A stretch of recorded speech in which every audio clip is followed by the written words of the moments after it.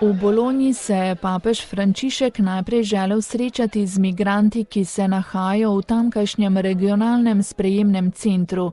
Imenoval jih je bojevniki upanja ter jih pozval, naj so odprti za kulturo tega mesta in pripravljeni hoditi po poti, ki jim jo kažejo zakoni te države. Sveti oče je izpostavil, da brez usmiljenja na drugega ne moremo gledati kot na bližnjega. Mnogi vas ne poznajo in se vas bojijo, zato mislijo, da imajo pravico obsojati in ravnati ostro in hladno.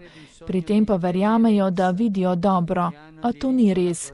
Dobro se vidi samo v bližini, ki daje usmiljanje. Brez slednje drugi ostaja tujec, celo sovražnik in ne more postati moj bližnji. Če drugega gledamo brez usmiljanja, se ne zavedamo njegovega trpljenja in njegovih problemov.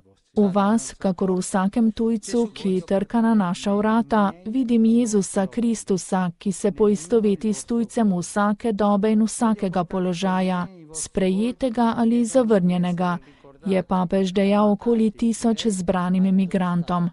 Nadaljeval je, da pojav migracije zahteva vizijo, veliko odločnosti v upravljanju, inteligentnost, jasne mehanizme in strukture, ki ne bodo dovolili izkrivljanja ali izkoriščanja.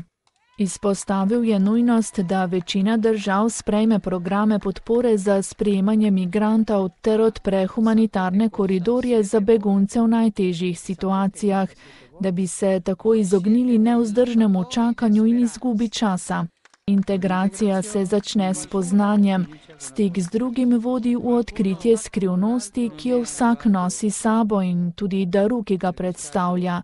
Vodi v odprtost do drugega, da bi sprejeli veljavne vidike, ter se tako učili imeti ga radi, da bi premagali strah in mu pomagali vključiti se v novo skupnost, ki ga sprejema, je izpostavil Frančišek.